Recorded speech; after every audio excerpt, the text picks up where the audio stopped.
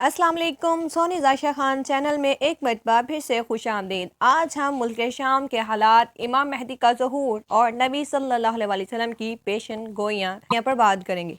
अल्लाह के रसूल सल्लल्लाहु अलैहि वसल्लम ने क़यामत की निशानियाँ बतलाते हुए फरमाया कि ऊँटों और बकरियों के चरवाहे जो बढ़हन्ना बदन और नंगे पाँव होंगे वो एक दूसरे से मुकाबला करते हुए लंबी लंबी इमारतें बनवाएंगे और फ़ख्र करेंगे।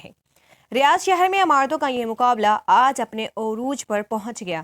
दुबई में बुर्ज खलीफा की इमारत दुनिया की सबसे ऊंची इमारत बन गई तो साथ ही शहजादा वलीद बिन तलाल ने जद्दा में इससे भी बड़ी इमारत बनाने का ऐलान कर दिया, जो धड़ाधड़ बनती चली जा रही है। अरब की इमारतें सारे जहान से ऊंची हो चुकी हैं।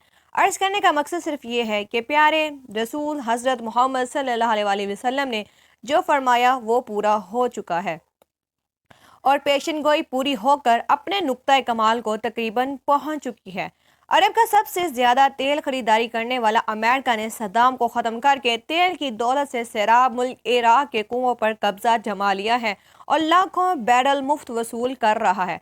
तो फिर तेल की गिरती मांग ने तेल की कीमतों को निचली सतह पर पहुंचा दिया, जिससे अरब ममालिक का सुनहरा दौर खात्मे के करीब है। सवाल पैदा होता है, इस सवाल के बाद आखिर क्या है? अल्लाह के रसूल सल्लल्लाहु अलैहि वसल्लम की एक और हदीस है कि क़यामत से पहले सरजमीन अरब दोबारा सरसब्ज हो जाएगी। सऊदी अरब और अमारात में बारिशें शुरू हो चुकी हैं। मक्का और जद्दा में सैलाब आ चुके हैं। अरब सरजमीन जिसे पहले ही जदीद टेक्नोलॉजी को काम में लाकर सरसब्ज बनाने की कोशिश की गई है, वो कुदरती मौसम की वजह से भी सरसब्ज बनने जा रही है। सऊदी अरब गंदम में पहले ही खुद कफील हो चुका है। अब वहाँ खुश्क पहाड़ों पर बारिशों की वजह से सब्जा उगना शुरू हो चुका है।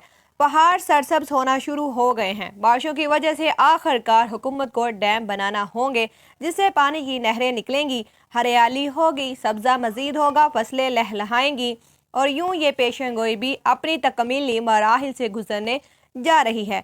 और जो मेरे हजूर सल्लल्लाहु अलैहि वसल्लम ने फरमाया, इसे हम अपनी आंखों से देखते जा रहे हैं।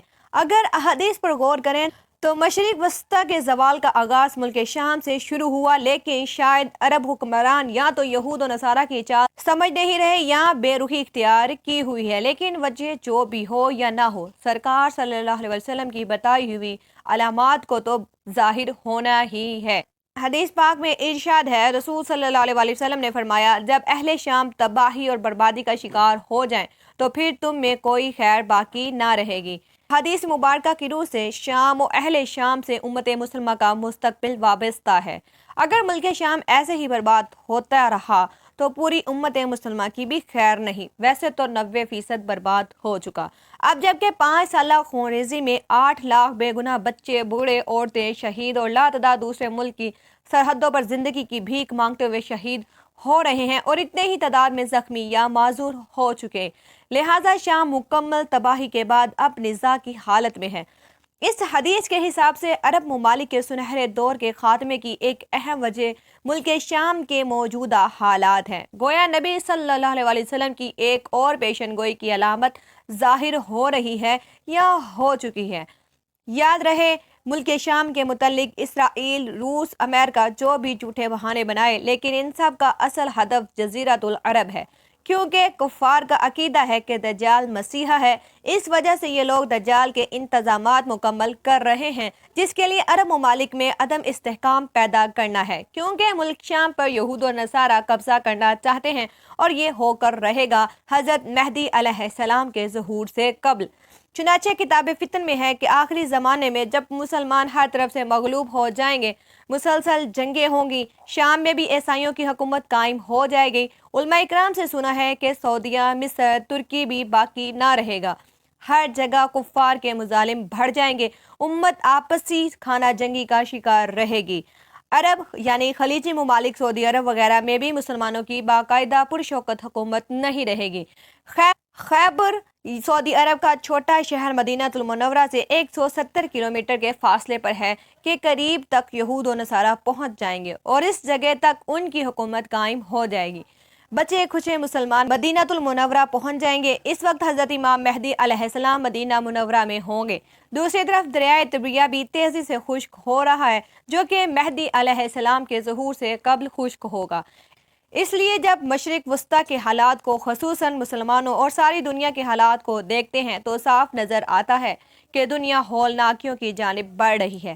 فرانس میں حملوں کے بعد فرانس اور پوپ بھی عالمی جنگ کی بات کر چکے ہیں۔ سوال پیدا ہوتا ہے کہ اس عالمی جنگ کا مرکز آخر کون سا خطہ ہوگا؟ واضح نظر آ رہا ہے کہ مشرق وسطیٰ ہی متوقع ہے۔ یہاں بھی ہند و پاک کی رنجشیں اور کشمکش کے بڑھتے حالات سے بھی لگتا ہے کہ غزوہ ہند کی طرف رخ کر رہے ہیں، کیونکہ حضرت ابو ہریرہ رضی اللہ تعالیٰ عنہ سے روایت ہے کہ رسول اللہ صلی اللہ علیہ وآلہ وسلم نے ارشاد فرمایا، میری قوم کا ایک لشکر وقت آخر کے نزدیک ہند پر چڑھائی کرے گا اور اللہ اس لشکر کو فتح نصیب کرے گا، یہاں تک کہ وہ ہند کے حکمرانوں کو بیڑیوں میں جکڑ کر لائیں گے۔ اللہ اس لشکر کے تمام گناہ معاف کر دے گا، پھر وہ لشکر واپس رخ کرے گا اور شام میں موجود عیسیٰ ابن مریم علیہ السلام کے ساتھ جا کر مل جائے گا۔ حضرت ابو ہریرہ رضی اللہ تعالیٰ عنہ نے فرمایا، اگر میں اس وقت تک زندہ رہا تو میں اپنا سب کچھ بیچ کر بھی اس لشکر کا حصہ بنوں گا، اور پھر جب اللہ ہمیں فتح نصیب کرے گا تو میں ابو ہریرہ جہنم کی آگ سے آزاد کہلاؤں گا۔ پھر جب میں شام پہنچوں گا تو عیسیٰ ابن مریم علیہ السلام کو تلاش کر کے انہیں بتاؤں گا کہ میں محمد صلی اللہ علیہ وآلہ وسلم کا ساتھی رہا ہوں۔ رسول پاک صلی اللہ علیہ وآلہ وسلم نے تبسم فرمایا اور کہا، بہت مشکل، بہت مشکل۔ آنے والے ادوار بڑے پرفتن نظر آتے ہیں، اور اس کے متعلق بھی سرکار صلی اللہ علیہ وآلہ وسلم نے فرمایا تھا کہ میری امت پر ایک دور ایسا آئے گا جس میں فتنے ایسے تیزی سے آئیں گے جیسے تسبیح ٹوٹ جانے سے تسبیح کے دانے تیزی سے زمین کی طرف آتے ہیں۔ لہٰذا اپنی نسلوں کی ابھی سے تربیت اور ایمان کی فکر فرمائیے۔ موبائل کے بے جا استعمال سے، دیر تک رات جاگنے، فیشن اور یہودی انداز اپنانے سے، نمازوں کو ترک کرنے سے روکیے، ورنہ آزمائش کا مقابلہ دشوار ہوگا۔ اور ایک آخری بات صدقہ جاریہ سمجھ کر اس ویڈیو کو دوسروں تک لازمی شیئر کریں۔ ملتے ہیں اسی طرح دوسری معلوماتی ویڈیو میں، تب تک کے لیے اللہ حافظ۔